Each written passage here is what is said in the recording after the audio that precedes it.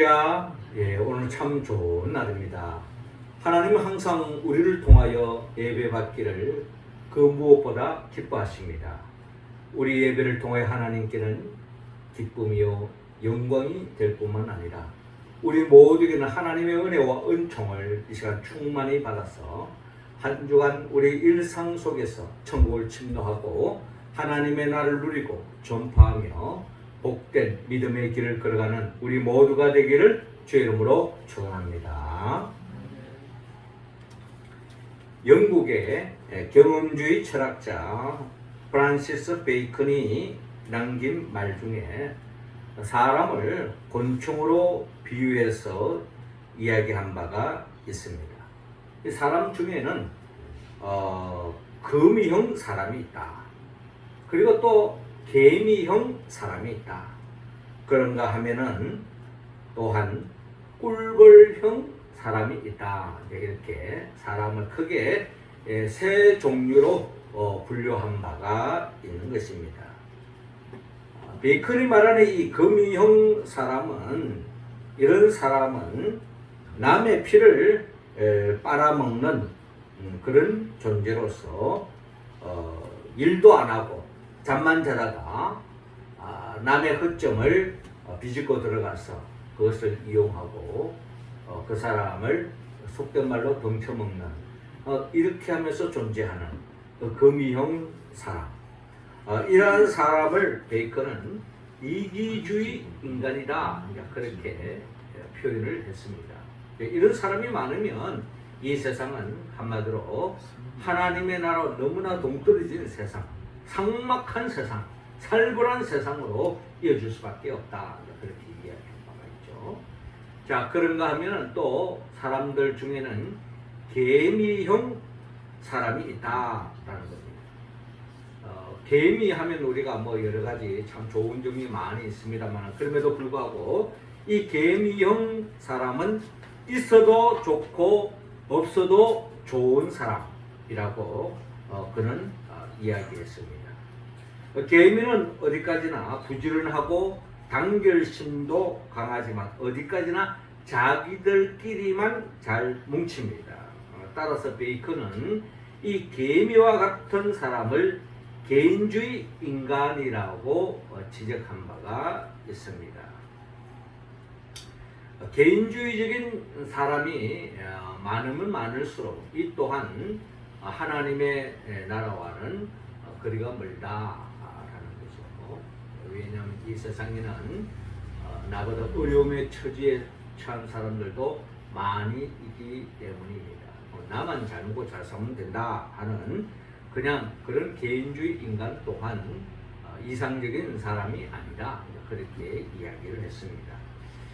그런가 하면 이 베이컨은 꿀벌과 같은 사람이 있다. 꿀벌형 사람이 있다. 이런 사람은 한마디로 말해서 꼭 필요한 사람이다. 이런 사람이 많은 사회, 이런 사람이 많은 공동체, 이런 공동체는 살만 나는 역사가 일어나고 하나님이 더없이 기뻐하는 하나님의 나라와 가까운 그런 구성원들로 이루어졌기 때문에 한마디로 살만 나는 역사, 사회가 될 수 있다.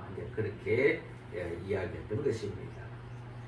꿀벌형 사람은 한마디로 말해서 꼭 필요한 사람이다 라고 그렇게 이야기했습니다. 꿀벌은 조직력도 강하고 부지런하면서 또 열심히 꿀을 만들어서 자기들도 먹지만 대부분 주는 삶을 산다는 겁니다. 이 베이컨은 이런 사람을 이타주의 인간이다 라고 이야기하면서 이런 사람이 곳곳에 많이 있을 때에 이 사회는 더없이 살만 나는 역사가 일어난다라는 것입니다. 그렇습니다. 시대를 초월하여서 꿀벌형 사람이 필요하며 꿀벌형 사람이 그립습니다. 왜냐하면 꿀벌형 사람이 많은 사회는 살만 나는 사회가 됩니다. 꿀벌형 사람이 많은 공동체는 행복한 공동체로 이어지기 때문입니다. 그렇다면 우리는 이 세 가지 거미형, 또 개미형, 꿀벌형 이런 인간을 베이컨은 분류했습니다. 내 자신은 어떤 종류에 속하고 있는가? 우리 자신을 한번 살펴볼 필요가 있을 것 같습니다. 우리는 어떤 존재인가? 예수님께서도 이 땅에서 하나님의 나라를 확장시키기 위해서 사람들이 필요했습니다. 예수님 홀로 이 세상을 살맛나는 세상, 하나님의 나라가 회복되어지는 세상을 만들기 위해서 홀로 다니면서 일하지 않았습니다. 이 일을, 이 거룩한 일을, 하나님이 기뻐하는 이 일을 함께 감당할 수 있는 사람을 찾았고, 또 사람을 부르시고, 또 사람들과 함께 그 일을 하기를 주님은 더없이 원했던 것입니다. 그런 가운데서 우리가 잘 아는 것처럼 예수님은 12제자를 불렀습니다. 오늘 성경의 본문에도 예수님의 12제자를 소개하고 있는데, 예수님은 12제자를 불러서 그들을 훈련시키고 그들을 하나님의 일꾼으로 세워서 그들과 함께 하나님의 일을 했던 것을 우리는 잘 알 수가 있습니다. 그런데 이와 같은 예수님의 께서 하나님의 나라를 일구는데 함께 동력하고 일하려고 했던 그 일꾼들로서의 예수님의 12제자들은 어떤 사람이었던가 우리가 한번 생각해 볼 때에 어떤 경영관리자가 현대인의 관점에서 봤을 때에 그 예수님의 12제자들을 주님이 데리고 함께 일을 했는데, 그들은 만약에 예수님의 일꾼으로 세우기 위해서 면접을 봤다면 오늘날 그 경영관리자 입장에서 어떻게 평가할 수 있는가 하는 그런 자료가 있습니다. 먼저 시몬 베드로, 우리가 잘 아는 시몬 베드로 있잖아요. 시몬 베드로에 대해서는 어떻게 파악을 하냐면은 정서적으로 안정이 결여되어 있고 성격이 너무 과격합니다. 우리가 베드로를 보면 좀 그런 면이 있죠. 좀 욱하는 그런 면이 좀 있잖아요. 성격이 너무 과격합니다. 정서적으로 좀 불안전합니다. 안전하지 않다는 거죠. 한마디로 좀 뭔가 문제 있다는 겁니다. 그런가 하면은 이 안드레는 무능력자입니다. 남을 지도할 사람이 못 됩니다. 그러면서 세베대의 아들 야고보와 요한의 형제는 회사의 이익을 제쳐놓고 개인의 이익을 추구할 사람입니다. 회사의 이익을 위해서 일할 사람이 아니라 자기 개인의 이익을 위해서 살 사람이다. 야고보와 요한의 특징이라는 거죠. 그런가 하면 이 도마는 매사에 부정적인 데다가 질문만 많고 추진력이 없습니다. 그렇죠. 도마는 의심이 많았던 사람이에요. 일을 같이 하려고 하는데 늘 자꾸 의심하고 추진력도 없고 늘 부정적으로 이러면 안 되는데 저러면 안 되는데 늘 부정적인 이야기만, 이런 사람들과 같이 일하기가 참 힘듭니다. 도마가 그랬다는 거예요. 그러니까 마태는 자기 이익을 위해서라면 무슨 짓이든 할 사람입니다. 그러니까 자기 이익을 위해 수단과 방법을 가르잖아요. 우리 그 도마가 마태가 세리였잖아요. 자기 세리가 이거 부를 축적하기 위해서는 세금을 그냥 법 조항을 뛰어넘어서 거두어가지고 국가에다가 바치고 자기 호주만 챙기는 마태가 그런 사람이었다는 거예요.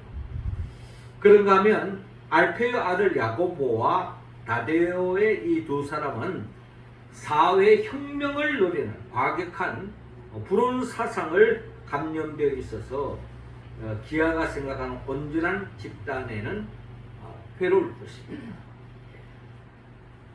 야고보와 다데오는 사회 혁명적인 그런 과격한 불온 사상, 요즘으로 말하면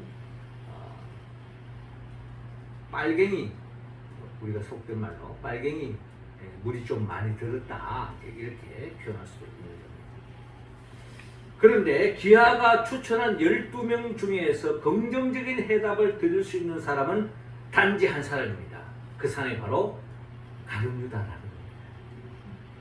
그는 능력과 가능성이 있고 사회 지식도 풍부하며 똑똑한 경영자로서의 감각과 판단력이 있습니다. 사교성이 있어서 상류 권력층과 접촉할 수 있는 인물입니다. 강한 동기와 의욕에 가득 차 있습니다. 따라서 본 경영 상담 회사는 유다 한 사람, 즉 가룟 유다 한 사람만 추천하고 남은 요원은 다시 찾아볼 것을 권고하는 바입니다. 라는 그런 이야기가 데이터가 나왔다는 겁니다. 현대 컨설팅에서 충분히 이야기할 수 있는 내용이죠. 그러니까 예수님의 이제 이런 내용을 보면 예수님의 12제자를 핵심적으로 우리가 볼 때에 11명은 한마디로 탐탁지 않았다. 별 볼 없었다. 한마디로 적당하지 않았다. 온전하지 않았다. 적합하지 않았다. 그런데 반해서 가룟 유다는 아주 적합한 인물이었다. 이런 결과를 오늘날 현대 관점에서 진단했을 때 나올 수 있는 이야기라는 겁니다. 그런데 우리가 잘 알다시피 교회 역사의 틀을 닦고 2000년의 세계사를 주름 잡았던 사람들은 당연히 실격할 수밖에 없었던 11명의 제자, 오히려 유능했던 가룟 유다는 한마디로 부정적인 영향을 끼쳐 탈락하고 마는, 도중하차하고 마는 그런 결과를 빚어냈던 것을 볼 수가 있습니다.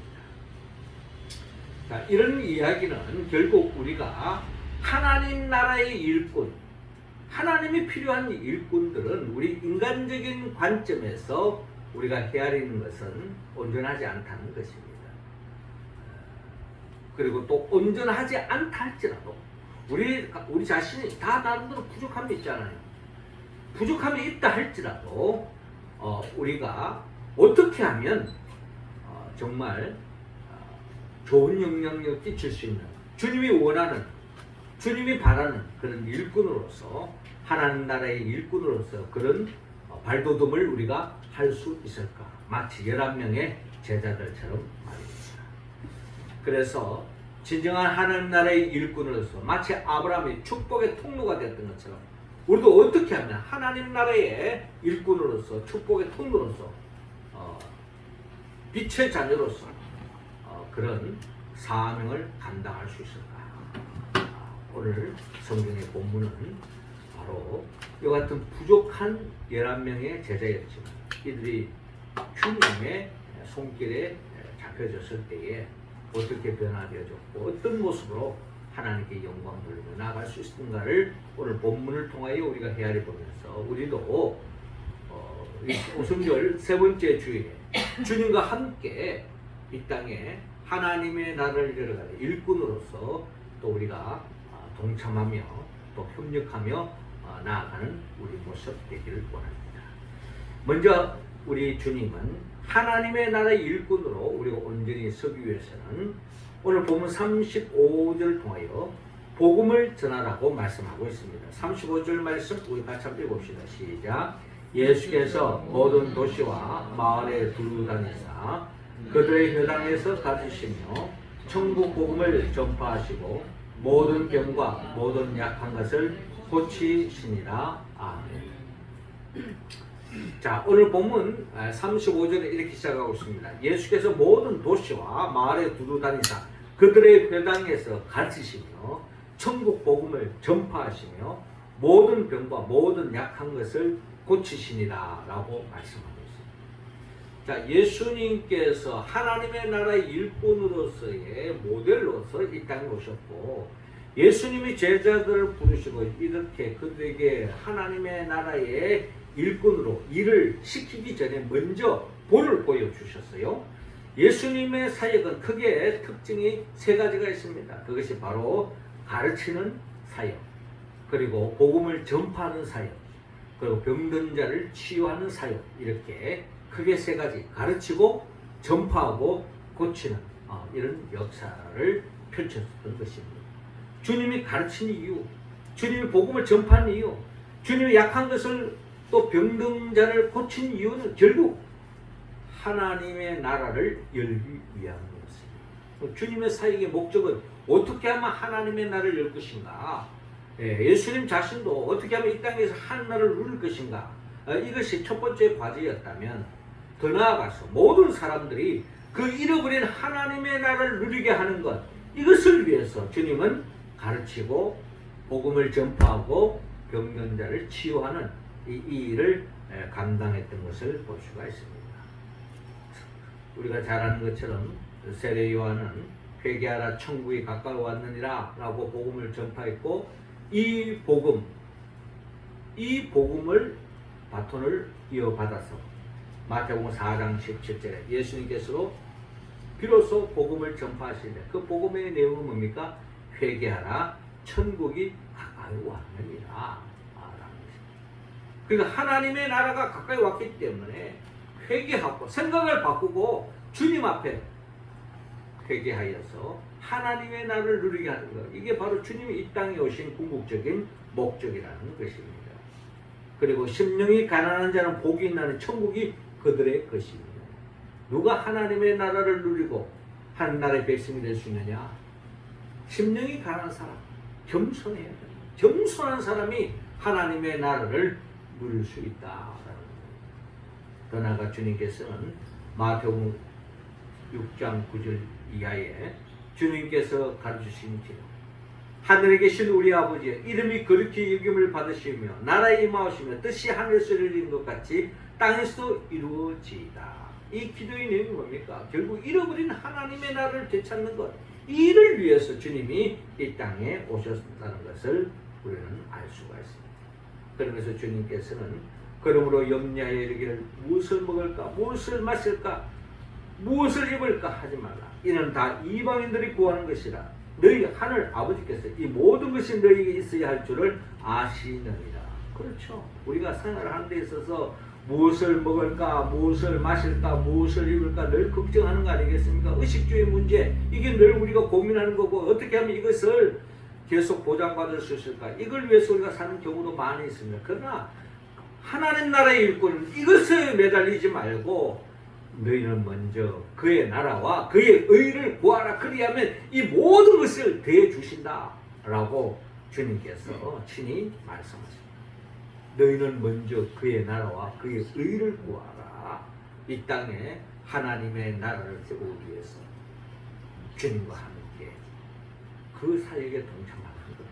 복음을 전파하는 겁니다. 그렇게 할 때에 하나님께서는 무엇을 먹을까, 무엇을 입을까, 무엇을 마실까, 이런 염려에서 벗어나시고 하나님께서 우리의 삶을 보장해 주신다 하는 약속의 말씀입니다. 그러므로 내일 일을 위하여 염려하지 말라. 내일 일은 내일 염려할 것이요 한날의 괴로움 그날의 족함이라 라고 말씀합니다.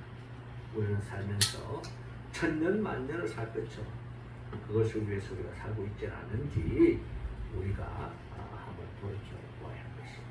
매일매일 하나님의 나라를 충실하고 주님의 기쁨을 위하여 그의 나라와 그 의를 구하는 삶으로 나아가는 복음으로 무장하고 복음을 전하며 살아갈 때 하나님께서 우리의 삶을 무엇이 부족함이 없는 삶의 길로 인도해 주실 줄로 믿습니다.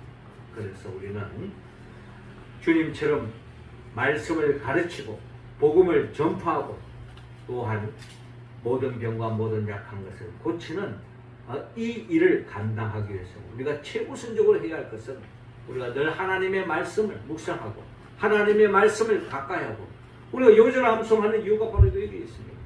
우리가 성경을 통독하는 이유가 바로 여기 있습니다. 말씀 세미나하는 이유가 여기 있습니다. 매일매일 성경 한 장을 아침마다 큐티하면서 나가는 이유가 바로 여기 있습니다. 우리가 말씀으로 무장하고 그 말씀에 이끌림 받으며 살아가는 것, 이게 바로 복음을 전파하는 하나님 나라의 일꾼의 특징이다 라는 겁니다. 우리 모두 그런 삶으로 나아가 진정 주님이 기뻐하는 일꾼으로서의 자리매김하는 우리 각자 한 사람 한 사람 되기를 주님으로 축원합니다. 이어 두 번째로 불쌍히 여기라 라고 말합니다. 36절 우리 같이 한번 읽겠습니다. 시작. 무리를 보시고 불쌍히 여기시니 이는 그들이 목자 없는 양과 같이 고생하며 기진함이라. 아멘. 자, 오늘 본문 마태복음 9장 36절에 무리를 보시고 불쌍히 여기시니 이는 그들이 목자 없는 양과 같이 고생하며 기진함이라 라고 말씀하고 있습니다. 한마디로 주님은 이 세상 사람들 많은 걸 볼 때에 그들을 불쌍히 여겼습니다.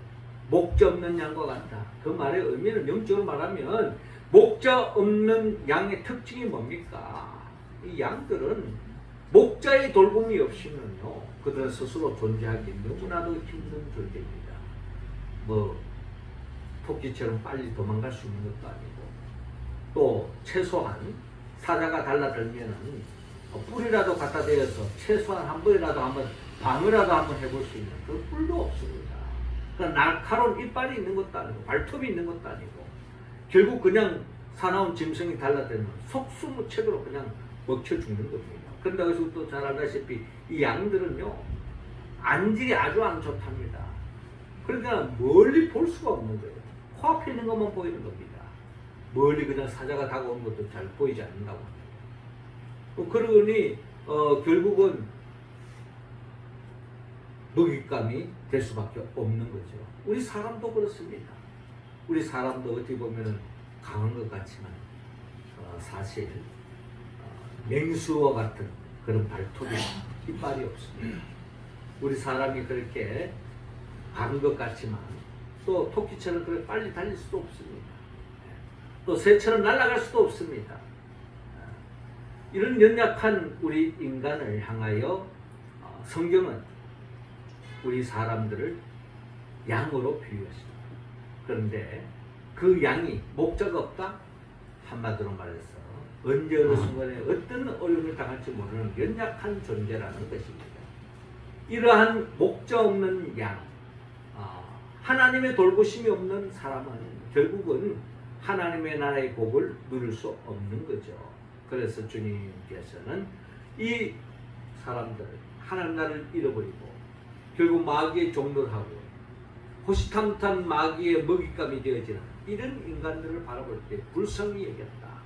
그들의 약한 모습, 그들의 부족한 모습, 또 그들이 아무리 강한다 할지라도 마귀의 미혹에 넘어갈 수밖에 없는 그런 인간을 불쌍히 여겼다 하는 것이 바로 주님의 마음이었다는 것입니다. 우리도 이 마음을 가져야 할 것입니다. 목자 없는 양과 같은 우리 주위의 인생들이 얼마나 많은지 모릅니다. 자기는 뚱뚱하게 산 것 같고 자기는 자기 잘난 맛에 산 것 같지만 결국 그들에게는 진정한 목자, 하나님이 없다는 그런 불쌍한 인생이다 라는 것입니다.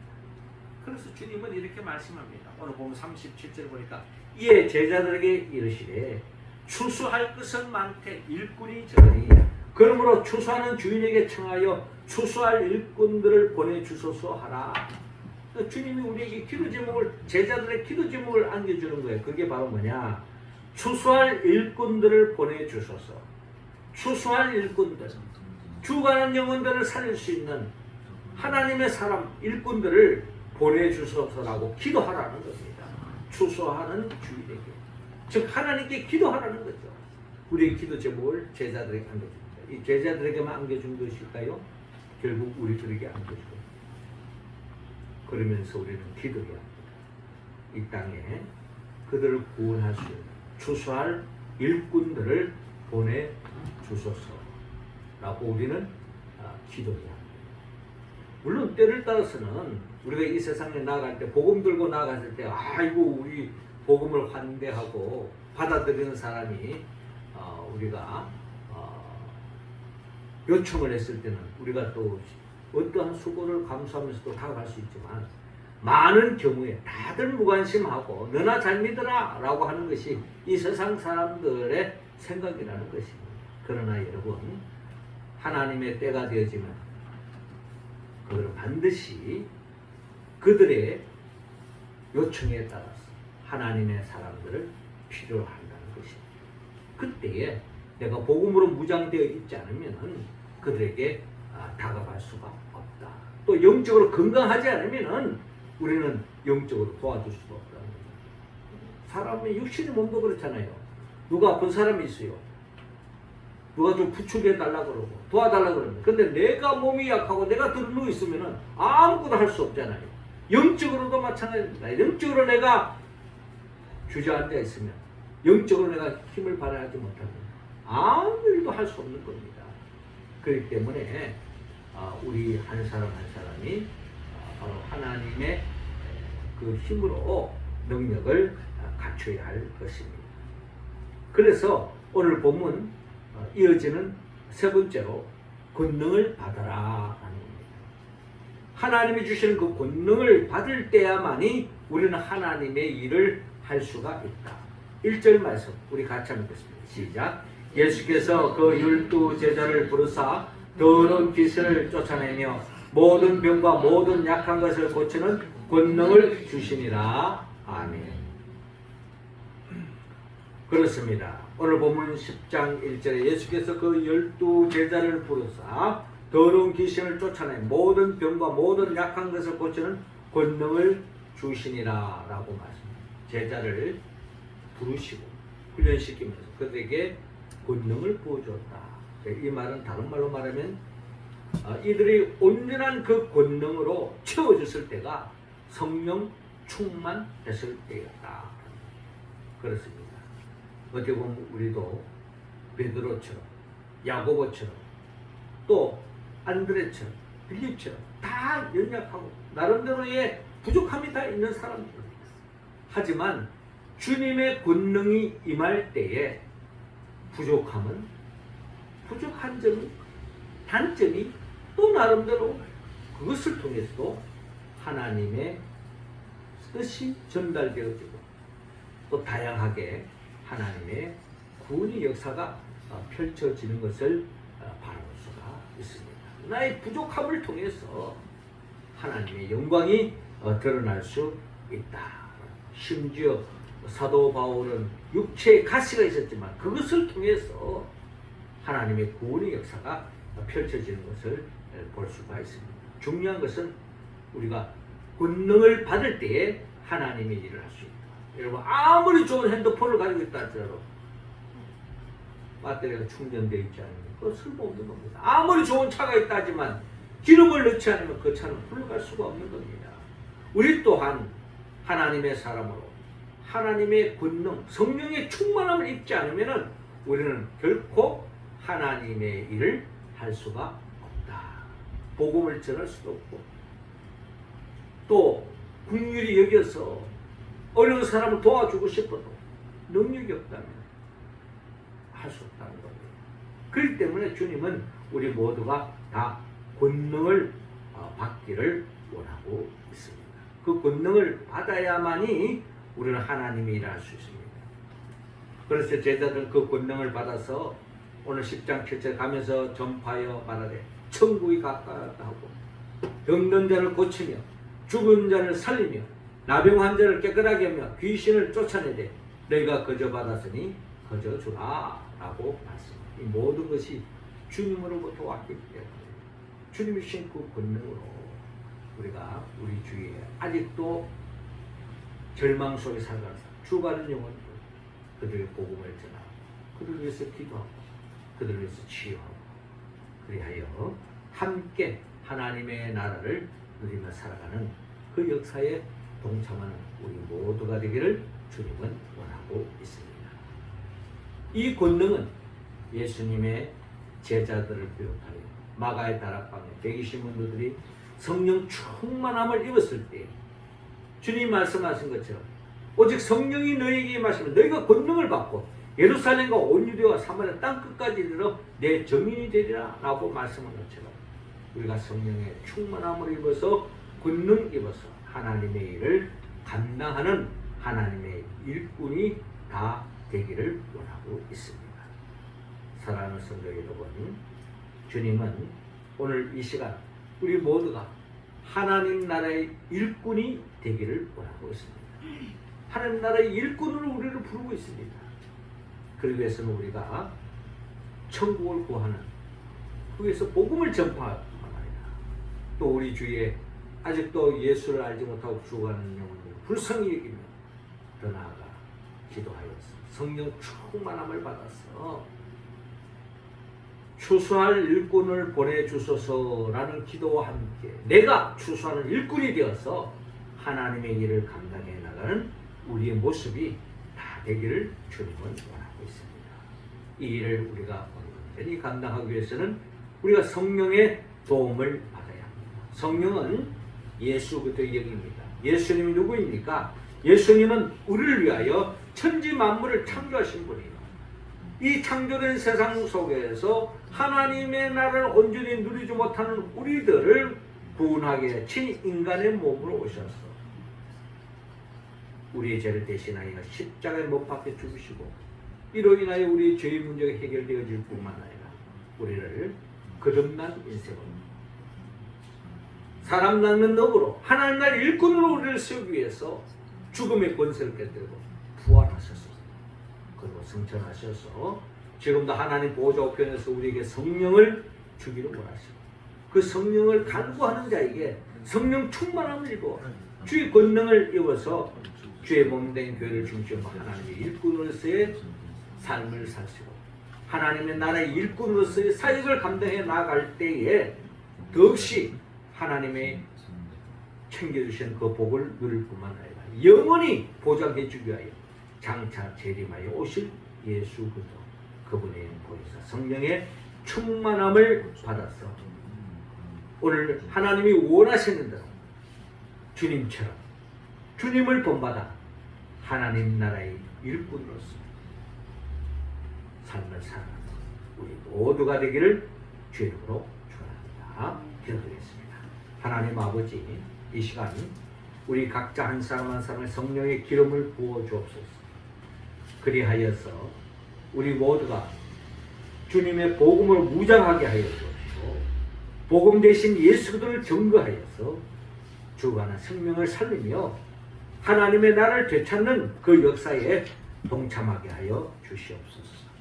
우리 주의 세상 것에 취해서 진정한 행복을 알지 못하고 하나님 나라를 잃어버리고 살아가는 그들을 불쌍히 여기고 그들을 위하여 복음을 전하는 우리의 심령 되게 하여 주옵시고 이 일을 감당할 수 있도록 더욱더 기도하여서 우리 모두가 권능을 입어 추수할 일꾼으로서의 사명을 감당해가는 주의 백성들 다 되게 하여 주시옵소서.